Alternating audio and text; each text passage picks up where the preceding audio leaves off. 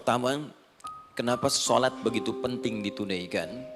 Karena ia akan menjadi pembeda antara Khalik dengan makhluk. Jadi kalau kita ingin bedakan Tuhan dengan hamba, maka di antara titik penting perbedaannya, kata Allah langsung itu terletak pada aspek ibadah, khususnya sholat.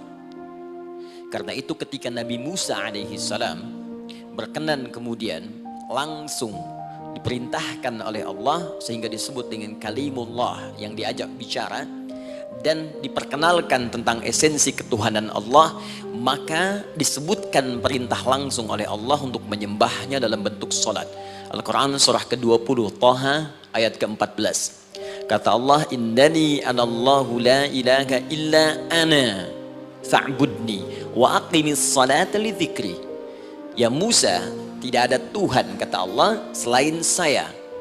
Ya, maka jika engkau telah tahu saya Tuhan, bedanya Tuhan dengan makhluk, fa'budni, maka kewajiban engkau sebagai makhluk menyembah saya. Bagaimana caranya ya Allah, kata Musa? Kata Allah, wa aqimis salata, rahmatullah, wa aqimis salata li dzikri. Maka cara menyembahku itu adalah dengan salat. Karena itu semua nabi dan rasul, bahkan sebelum Nabi Muhammad SAW, diperintahkan oleh Allah untuk mengajak umatnya seluruhnya untuk sholat. Ya, Nabi Isa alaihissalam sholat. Anda buka Quran surah 19 Maryam ayat 31 sampai 33. Nabi Ismail alaihissalam, ya kakeknya Nabi ke-29, sholat. Bahkan meminta keluarganya sholat. Quran surah ke-19 ayat 55. Wa kana ya'muru ahlahu bis salat. Nabi Zakaria, saudaranya Imran, sholat. Quran surah ketiga, ya, ayat ke-38 sampai dengan 39. Ayat 39-nya tegas mengatakan, fanadathu malaika wa huwa qa'imun yusalli fil mihrab. Jadi kalau kita urutkan dari Nabi Muhammad SAW sampai Nabi Adam alaihissalam, semua menunaikan salat kepada Allah Subhanahu wa taala. Ya, Muhammad bin Abdullah bin Abdul Muttalib bin Hashim bin Abdul Manaf bin Qusay bin Murrah bin Kilab bin Ka'ab bin Ghalib bin Fihir bin Malik bin Nadar bin Kinana bin Khuzaimah bin Mudrikah bin Ilyas bin Nizar bin Mudar bin Ma'ad bin Adnan bin Addi bin Adri bin Muqawwam bin Nagur bin Tarikh bin Ya'rub bin Yasjub bin Nabit bin Ismail alaihissalam bin Ibrahim alaihissalam bin Azar atau bin Nahur bin Abir bin Kinan bin Arfakhshad bin Sam bin Nuh alaihissalam bin Mihlail Matushala bin Kinan bin Anwas bin Thith bin Adam alaihissalam. Dari Nabi Muhammad SAW sampai Nabi Adam semua salat. Coba ulangi. Nanti dalil singkatnya dari Quran surah keempat ayat 163, paling kiri sebelah atas di mushaf. Inna auhayna ilaika kama auhayna ila Nuhin wan nabiyyin min ba'di. Muhammad, apa yang kami telah wahyukan kepadamu sudah pernah pula kami sampaikan kepada Nuh alaihissalam dan nabi-nabi setelahnya. Kenapa tidak disebutkan Adam sebelumnya? Karena Adam itu nabi, bukan rasul. Nabi diberikan risalah untuk pribadi dan kalangan dekatnya, rasul diberikan risalah tugas untuk mengajak umat. Kenapa Nabi Adam bukan rasul? Karena zaman Nabi Adam belum ada umat. Siapa yang mau diajak? Ya? Ini bagian pertama. Jadi kalau kita hari ini masih mendapat kesempatan sholat, alhamdulillah, ini artinya sampai hari ini kita masih benar-benar manusia. Kan kalau ada orang yang kemudian tidak mau beribadah apalagi sholat, terkhusus ketika dia beriman, maka penting dipertanyakan, masihkah ada iman dalam dirinya? Karena itu kata Allah dalam Al-Quran surah ke-8 ayat yang kedua, aku akan perdengarkan namaku sehingga ketika disebutkan itu kita bisa menguji adakah getaran iman dalam jiwa kita. Quran surah 8 Al-Anfal ayat kedua. Innamal mu'minuna alladzina idza dzukirallahu wajilat qulubuhum. Sungguh orang yang masih punya iman itu kalau diperdengarkan nama Allah kepadanya akan ada getaran dalam jiwanya. Karena itu setiap hari 5 kali diperdengarkan nama Allah untuk menguji di jiwa kita masih ada iman tidak. Bahkan dari bangun tidur, bayangkan waktunya dibagi sempurna persis. Dari mulai subuh baru bangun, menjelang ke siang, mau berakhir siang ke sore, sore pindah ke maghrib, hilang kemudian muncul gelap malam. 5 kali persis dibagi waktu, diperdengarkan untuk menguji. Kira-kira setelah subuh siang masih ada nggak iman? Sore masih ada nggak? Ya Allahu Akbar, Allahu Akbar. Karena itu kalau iman masih ada melekat di jiwa kita, demi Allah saya katakan, begitu kita mendengar suara azan, pasti hati kita akan mengatakan, Allahu Akbar, Allahu Akbar. Wih, sudah azannya. Pernah begitu? Ya, walaupun mungkin setelah selesai la ilaha illallah baru azan, belum qomat. Itu normal, gak apa-apa. Yang penting iman masih ada. Nah, ini menunjukkan ada getaran dalam jiwa. Satu itu. Yang kedua, ini yang jarang dimanfaatkan teman-teman. Jadi seringkali sholat dimaknai pada ibadah formal bagian pertama saja. Adapun yang keduanya, ini yang jarang digali. Padahal sekali saja dalam sehari, itu 5 kali Allah menunggu kita. Ternyata sholat itu satu-satunya wasilah ibadah yang disebutkan dalam Al-Quran untuk langsung memohonkan semua kebutuhan yang kita rasakan. Bahkan sebelum kita diminta sholat, itu kalimat pertamanya bukan ibadahnya. Kata Allah, kau punya masalah apa? Sedang butuh apa? Sedang punya problem apa? Buka Quran surah kedua Al-Baqarah ayat ke-45 sampai 46. Paling kanan pertengahan di usad. Wasta'inu bis-sabri was-salah. Perhatikan kalimatnya, indah sekali. Ya Allah menempatkan sholatnya bagian kedua. Kata Allah, wasta'inu, hei hambaku, jika kalian punya persoalan dalam kehidupan, maka perhatikan kalimatnya baik-baik. Wasta'inu, mintakan solusinya kepadaku. Jadi kalau sedang punya masalah, bukan bikin status, gak akan selesai. Sedang eksplorasi minyak, gak keluar-keluar, bikin status. Duh, susah sekali yang ngebornya. Gak akan selesai. Jalan macet, bikin status. Jakarta macet, ya gak akan selesai. Ya, apa yang harus dilakukan? Kata Allah, jika anda beriman kepadaku, yakin denganku, maka wasta'inu, punya persoalan, minta kepada Allah. Caranya bagaimana? Satu, bis-sabri, terima dulu masalah itu, jangan dikeluhkan.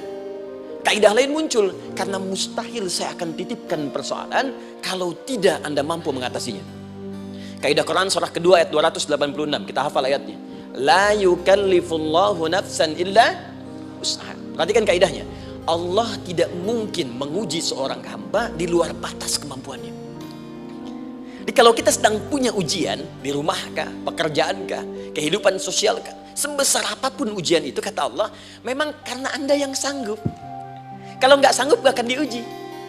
Di ujian itu berbanding lurus dengan kemampuan. Mustahil seorang hamba diuji di luar batas kemampuannya. Jadi kalau anda sekarang pun sedang punya masalah sebesar apapun, kata Allah, memang cuma kamu yang sanggup, yang lain tidak. Maka jangan mengeluh. Jangan anda katakan, ya Allah, why me? Kenapa saya? Kata Allah, why not? Memang kamu yang mampu, yang lain tidak. Nah, ketika anda bisa menerima itu dengan sabar, baru datang kalimat kedua, wassalah. Kemudian datang tunaikan sholat dan mintakan solusi kepadaku lewat sholat. Ya, sedikit ya, lihat sini. Saya berikan sedikit uraian Al-Quran. Saya boleh menulis ini? Boleh ya? Ibu, maaf agak jauh. Ibu kelihatan ini? Oh, belum saya tulis. Bagaimana bisa kelihatan? Luar biasa. Cuma di Pertamina belum ditulis sudah kelihatan. Maaf. Lihat sini. Wasta'inu. Baik, ya. Saya ingin sedikit sekali. Ini redaksi Quran itu indah sekali diksinya. Wasta'inu. Lihat sini. Kata Allah, jika anda punya persoalan dalam hidup, maka mintakan solusi. Terima dulu masalahnya dengan sabar, karena kita dipercaya oleh Allah. Gini cara memahaminya, Allah aja percaya dengan kita, masa kita nggak percaya diri? Allah yakin dengan kita, kita mampu, masa kita nggak yakin? Terima dengan sabar, kemudian wassalah, mintakan solusinya lewat salat. Kata perintahnya dibuka dengan kalimat wasta'inu. Kalau kita ingin rubah kata perintah ini, fi'il amr, ingin dirubah ke dalam bentuk permohonan, minta, maka rubah kalimatnya menjadi nasta'in. Lihat, nasta'in. Baik, wasta'inu, kata Allah, kalian punya persoalan, ayo minta solusi padaku.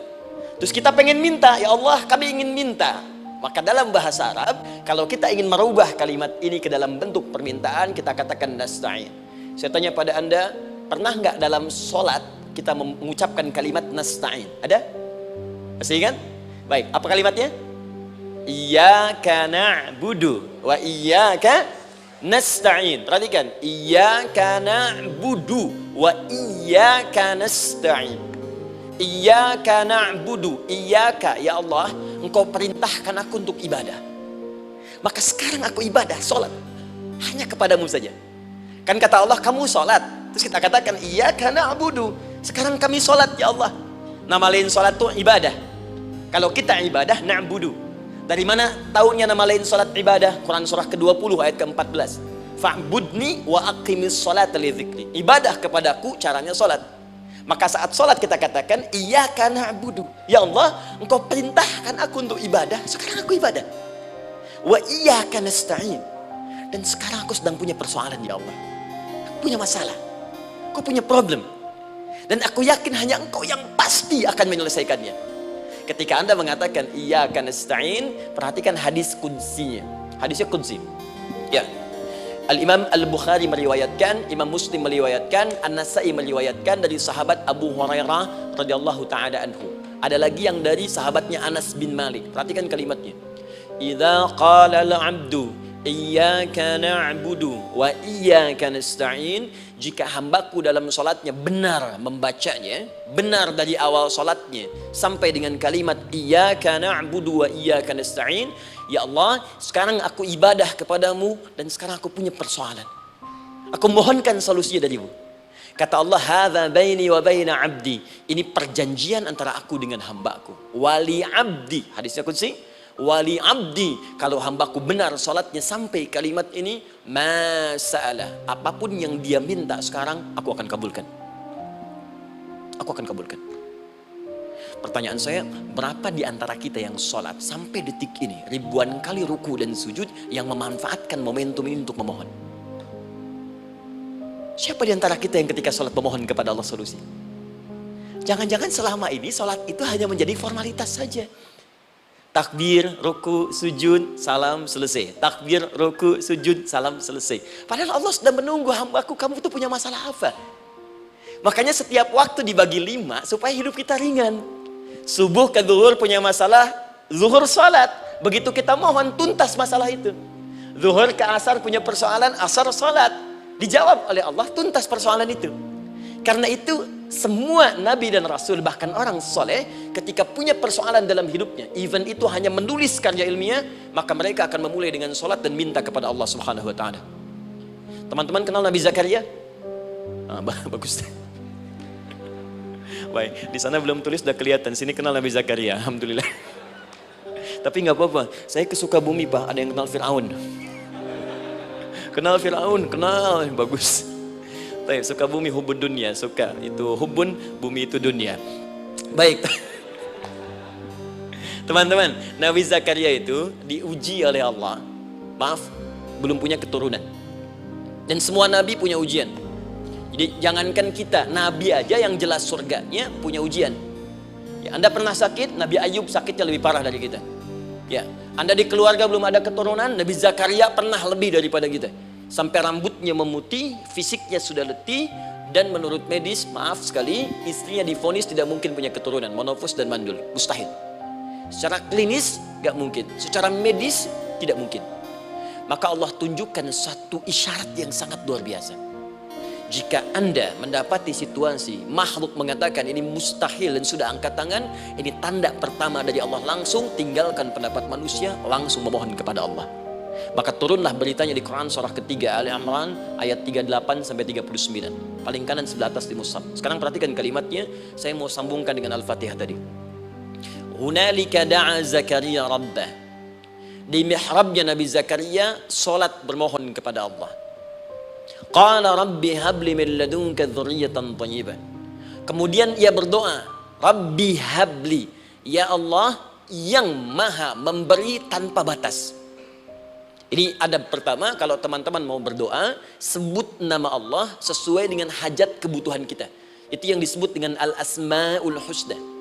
Di Asma'ul Husna itu bukan nama-nama indah yang sekedar dihafal, bukan. Tapi nama yang diberikan oleh Allah sesuai dengan kebutuhan hidup kita. Dalilnya Quran surah ke-17 ayat 110. Ya, paling kanan sebelah atas di mushaf, ke pertengahan. Ya, kata Allah, Qulid Allah. Jika Anda punya persoalan, sebut nama Allah. Allah Awir Rahman atau Ar-Rahman. Ayyamma tad'u, tapi kalau Anda ingin spesifik meminta, falahul asmaul husna. Pilih nama Allah, ia punya nama-nama yang indah sesuai kebutuhan kita. Jadi kalau teman-teman misalnya minta kelancaran rezeki, sebut ya Allah ya Razzaq. Anak mau ujian, ya Allah ya Al-Alim. Di proyek misalnya ada hambatan, ada gangguan, ya Allah ya Al-Jabbar ya Al-Malik.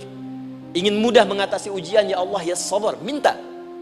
Ya, jangan semuanya disebutkan, nanti jadi beban.